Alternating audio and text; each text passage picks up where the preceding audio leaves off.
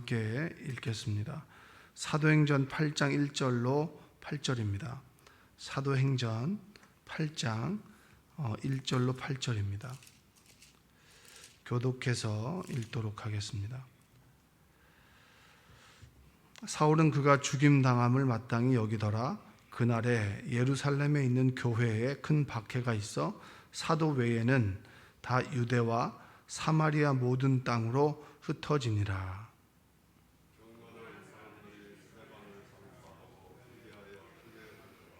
사울이 교회를 잔멸할새 각 집에 들어가 남녀를 끌어다가 옥에 넘기니라.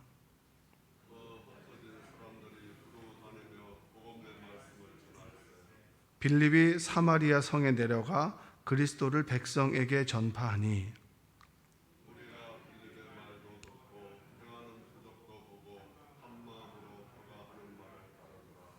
많은 사람에게 붙었던 더러운 귀신들이 크게 소리를 지르며 나가고 또 많은 중풍병자와 못 걷는 사람이 나으니 그 성에 큰 기쁨이 있더라. 아멘. 오늘도 하나님의 은혜가 여러분의 삶 가운데 함께하기를 주님의 이름으로 축복합니다. 사도행전에서 보면 예루살렘을 중심으로 해서 하나님의 기적이 일어납니다.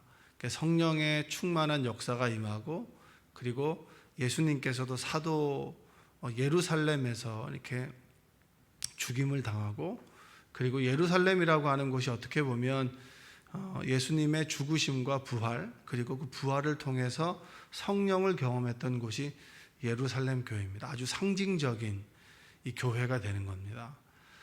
여러분, 우리나라에도 보면 상징적인 교회들이 있습니다. 상징적인 교회들이 있고, 그리고 이름만 딱 들으면 알만한 교회들이 있죠. 예전에 제가 교육전도사에 있었던 상동교회라고 하는 곳은 지금 역사로 따지면 한 130년 이상이 넘었던, 140년? 이준 열사가, 3.1운동 했던 이준 열사가 청년부에 있었고, 그리고 숱한 독립운동가들이 있었던 그 남대문을 중심으로 했던 상인들, 그들을 케어했던 교회가 이제 상동교회고, 그리고 어떻게 보면 그 당시에 고관대작이 함께 예배드렸던 교회가 정동교회입니다. 이게 감리교회죠. 그리고 수포교, 교자가 붙은 교회들, 이 교자가 붙은 교회들은 대부분 이제 피난 왔던 사람들, 그분들 북에서 피난 왔던 사람들이 만들었던 이 교회가 이제 이 교자가 붙은 교회입니다. 정동, 수포교, 그 다음에 종교, 이런 교회들, 그 다음에 동자가 붙은 정동, 상동, 이게 역사와 의미가 있는 교회들입니다. 근데 역사가 의미가 있던 교회들이 역사만 있는 교회들이 많이 있습니다. 그 속에서 100년이 넘었던 스크랜턴 선교사들이 만들었고, 그리고 캠벨 선교사가 만들었던 교회들, 그런 교회들이 보면 너무나 아쉽게도 역사만 있어요. 역사만 있고 몇 대가 다닌다라고 하는 이야기만 있어요. 그 속에서 하나님의 역사를 경험하고, 정말 그 속에서 날마다 깨어지고 부서지는 그런 성도들에 대한 간증의 이야기가 아니라 그냥 몇 년이 되었습니다, 몇 년이 되었습니다, 몇 년이 되었습니다 라고 하는 것만 들려지는 교회들이 많습니다. 내가 교회를 몇십 년 다녔습니다 라고 이야기를 많이 하죠. 교회를 몇십 년 다녔습니다 라고 하는 이야기가 아니라 내가 오늘 이런 하나님을 경험했습니다, 이런 이야기를 해야 되는데, 내가 몇 년 이 교회를 다녔고 몇 년 섬겼고 내가 이 교회에 이런 걸 헌신했습니다 라고 하는 역사를 이야기하는 사람들이 많이 있습니다. 제가 왜 서두에 이런 얘기를 하냐면, 스데반이 죽고 난 다음에 박해가 일어나죠. 대단한 박해가 일어나게 되면서 어떻게 보면 기독교 신앙의 중심이라고 했었던 예루살렘 교회에서 사도들을 제외한 사람들이 피난을 갑니다. 이제 유대와 사마리아 쪽으로 흔히 이방인이라고 여겼던, 그들에게는 가지 않았던 지역으로 이제 막 곳곳이 가게 됩니다. 그러면서 신앙의 중심축이 옮겨져 버리는 거예요. 그들은 단지 박해로 인해서 피했을 뿐이에요. 그러니까 개개인들은 그리스도인들 개개인들은 그냥 박해를 피해서 신앙생활을 했던 거예요. 근데 결과적으로는 예루살렘의 박해를 통해서 하나님께서는 신앙의 중심축을 예루살렘에서 안디옥으로 옮기게 되는 그 시작이 스데반의 죽음입니다. 여러분, 스데반이 죽었을 때 주변에 있던 믿음의 동료들은 어떤 생각을 했을까요? 하나님이 정말 나와 함께 계신다? 그렇게 고백할까요? 여러분, 스데반은 그가 죽음을 당할 때 하늘 문이 열렸어요. 여러분들도 하늘 문이 열리는 그런 기적을 경험하게 되길 원합니다. 하늘 문이 열리는 걸 우리가 본다면, 정말 깨닫는다면 하나님을 우습게 여기는 사람들이 없겠죠? 하나님을 믿는다라고 하면서도 우리의 삶 속에 하나님을 정말 얼마나 우스꽝스럽게 만드는 그런 일들이 얼마나 많이 있습니까? 하나님이 살아계신데 이런 행동을 해? 하나님이 지켜보고 계신데 이렇게? 여러분, 청문회를 할 때마다 우리가 경험하게 되는 것은 실망이잖아요. 그렇죠?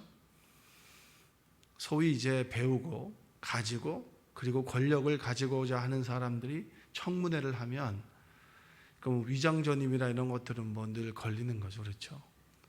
자녀에게, 어린 자녀가 세대주가 된다거나. 근데 만약에 그들이 조금 더 넓고 그리고 멀리 생각해서 내가 어느 순간에는 공직에 올라가게 될 텐데, 그러면 이 지금의 선택이 그 삶의 걸림돌이 되지 않을까라고 생각하는 사람은 없어요. 우리가 하늘문이 열릴 때, 하나님 앞에 서게 될 때 내가 어떤 모습으로 비춰지게 될까? 하나님께서 나에게 맡겨주신 사명을 얼마나 감당할 수 있을까? 진짜 오늘 하루 진실된 그리스도인으로 살아가고 있나? 여러분, 우리가 은혜를 잊어먹게 되면 어느 순간에 자꾸 이러면 안 되는데 자꾸 타인에 대한 지적을 하게 됩니다. 내가 가지고 있는 말씀과 신앙의 연륜을 가지고 그게 기준이 되어서 율법적으로 자꾸 판단하고 재단을 하게 돼요. 근데 우리에게 은혜가 있으면 그 사람의 입장에서 생각하게 돼요. 그래, 그럴 수 있지. 기도해 줘야지. 그래, 덮어줘야지. 내가 은혜가 있으면 모든 말씀이 나에게 적용되고요.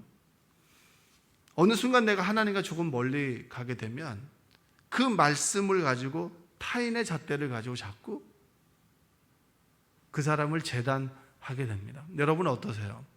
최근에, 어제 여러분의 신앙의 방향이 나입니까? 너입니까? 나입니까? 우리입니까?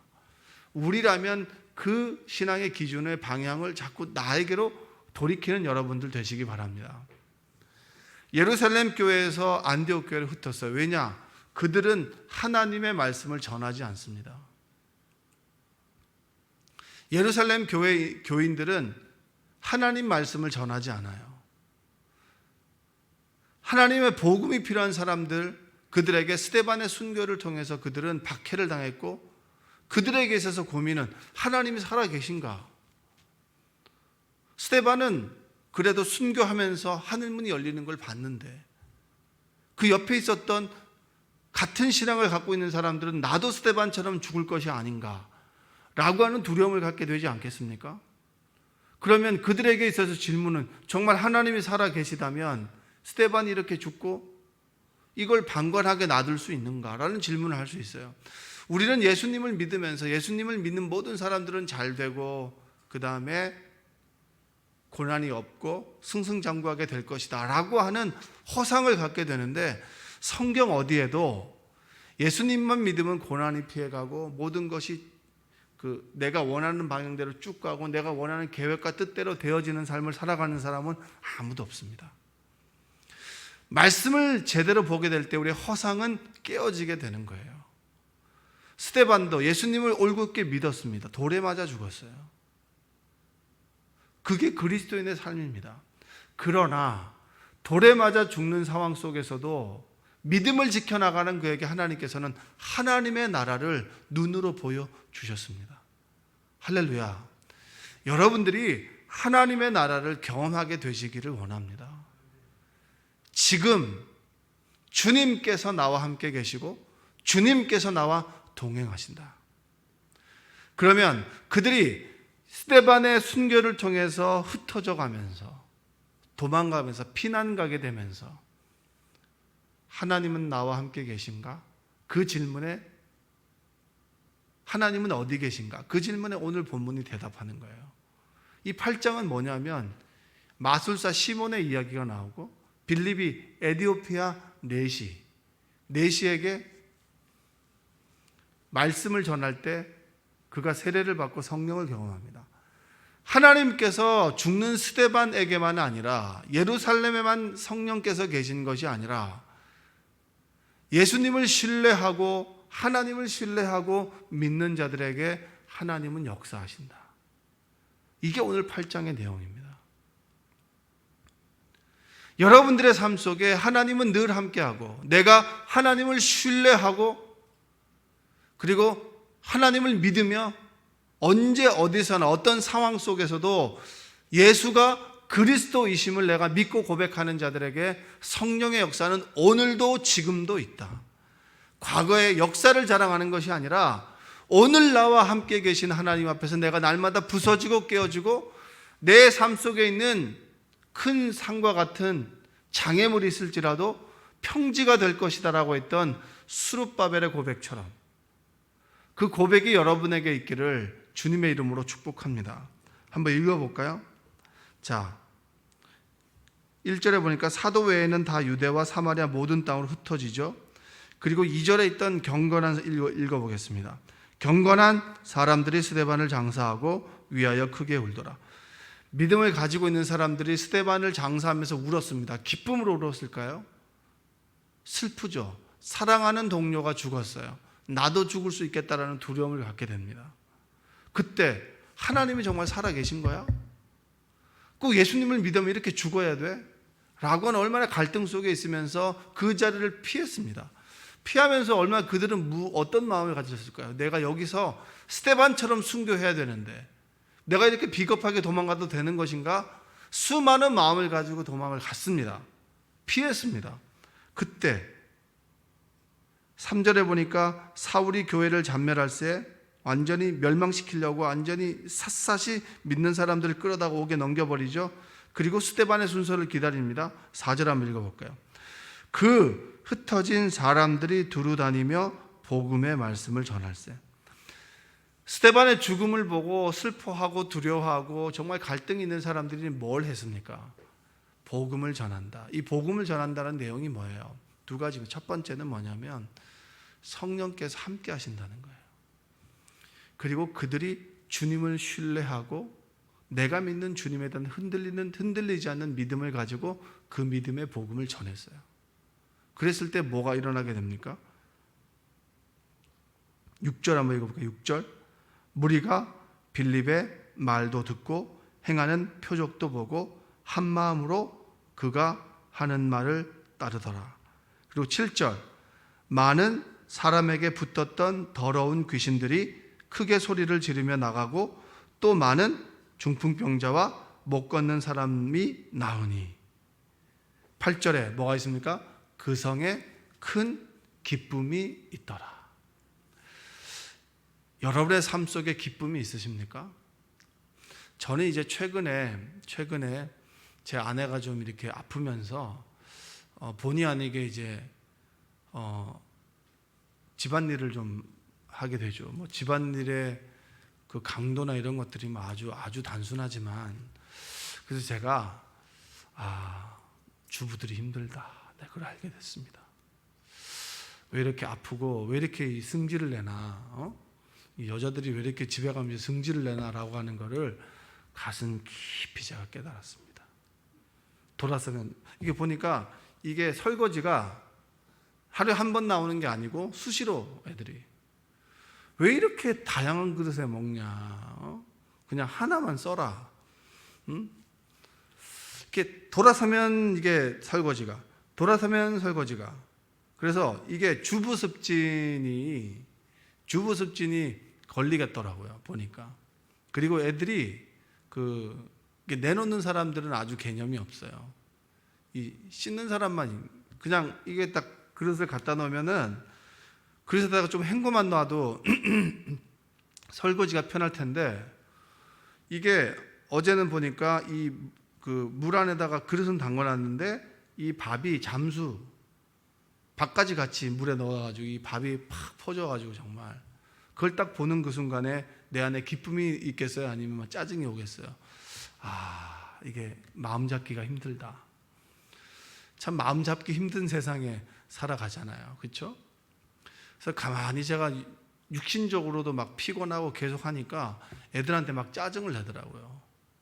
그래서 내가 가만히 생각해 보니까 아, 그렇구나. 체력이 되지 않고 그리고 혼자서는 정말 이게 기쁨을 유지하고 신앙을 유지하는 것이 힘들구나. 도와줘야겠구나. 내가 정말 이제 좀 철이 드는 모양입니다. 집안에서는 굉장히 수동적이었거든요. 시키면 시키는 것만, 그것만 1 정도 시키면 1만 하는 그런 사람이었는데 제가 돌아보면서 여자분들의 그 삶을 좀 많이 조금 많이 이야기 며칠 했다고 조금 이야기 됐습니다. 성령이 우리 안에 계시면 기쁨이 있어요. 그 기쁨은 사실은 체력도 돼야 됩니다. 그리고 상황도 주어져야 됩니다. 그런데 그것과 다르게 성령께서 나와 함께 계실 때 주는 근원적인 기쁨이 있어요. 그들이 어떻게 보면 피해가면서 자신이 믿었던 하나님을 전하게 됐어요. 왜냐? 스데반의 죽음을 보면서 나도 저렇게 죽을 수 있겠는데 라고 하는 그런 두려움과 내가 예수님을 믿어서 이렇게 죽는다면 믿을 필요가 있나 라고 하는 회의를 동시에 가졌을 겁니다. 그리고 피해 가는데 믿지 않는 사람들의 삶을 보니까 그 회의감과 두려움을 넘어서 불쌍한 마음이 드는 거예요. 여러분, 믿지 않는 사람들이 그렇게 점을 보러 다니고 그리고 미신에 그만큼 집착하면서 자유로운 삶을 살지 못하고 늘 구속되어서 뭔가에 쫓기듯이 살아가는 삶의 모습을 보면 내가 믿는 하나님을 전하고 싶지 않겠습니까? 그 하나님을 전하게 됐는데 그 전하는 그 믿음의 고백 가운데 불쌍히 여기는 마음 가운데 하나님이 함께 하셨어요.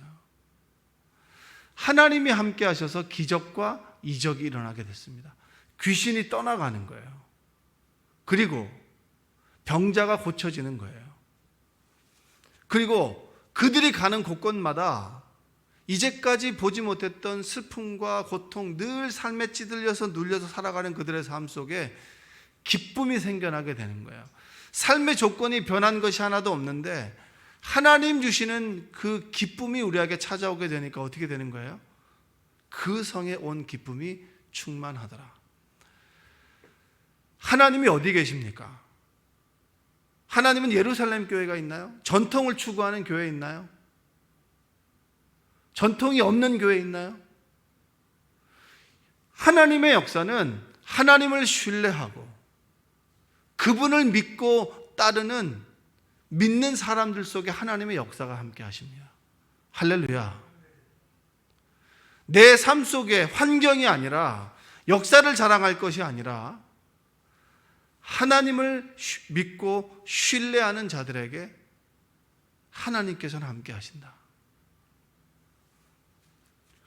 저는 제가 있었던 교육전도했던 교회에서 하나님의 역사하심을 경험한 간증을 나눴던 그런 체험보다는 사람들의 갈등이 더 많았던 것 같아요. 하나님의 은혜가 갈등보다 위에 있을 때 여러분 교회는 평안할 수 있어요. 교회라고 해서 뭐 다툼이 없습니까? 다툼이 많죠. 왜? 부족한 죄인들이 모였는데. 그러나 하나님의 은혜 아래에 있으면 모든 것들이 가려지지만 은혜가 없으면 그것만 드러나게 됩니다. 우리가 하나님을 믿고 신뢰한다면 예루살렘이든 안디옥이든 그곳이 시골이든 그리고 이 송파이든 주님을 신뢰하는 자들에게 하나님께서 함께 하시는 줄로 믿습니다.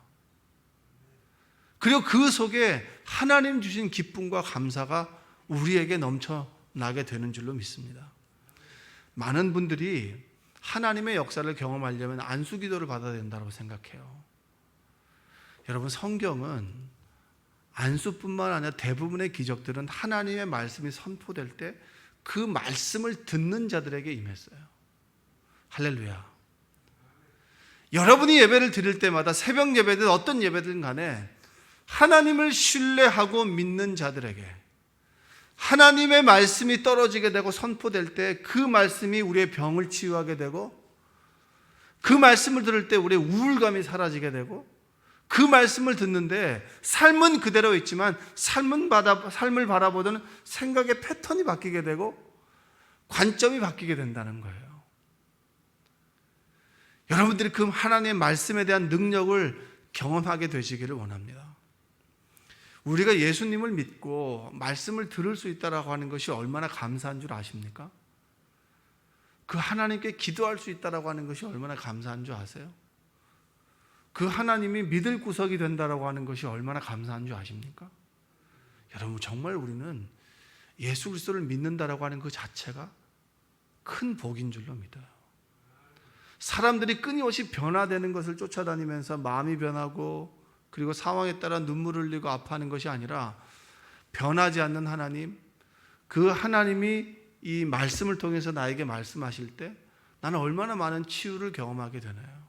강팍한 마음들이 말씀이 떨어지게 되면서 아니구나, 이런 마음이 아니구나, 이게 마귀가 주는 마음이구나 부터 시작해서 여러분, 그 마음을 만져주시는 하나님의 말씀의 능력이 우리의 몸을 치유하고, 여러분, 우리 삶 속에 얼마나 수많은 암세포들이 생겨날까요?